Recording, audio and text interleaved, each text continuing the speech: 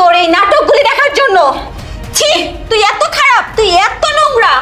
আরে তুই তো কোনো কাজ করতে পারোস না, তাই আমি তোকে কোনো কাজ পর্যন্ত করতে দিই না। আমি এত কষ্ট করে তোকে খাওয়াই, আমি সারাদিন এত পরিশ্রম করি এইসব দেখার জন্য, দেখো। এইসব করার জন্য, এইসব ফালতু যত সব মেয়েকে নিয়ে আসার জন্য।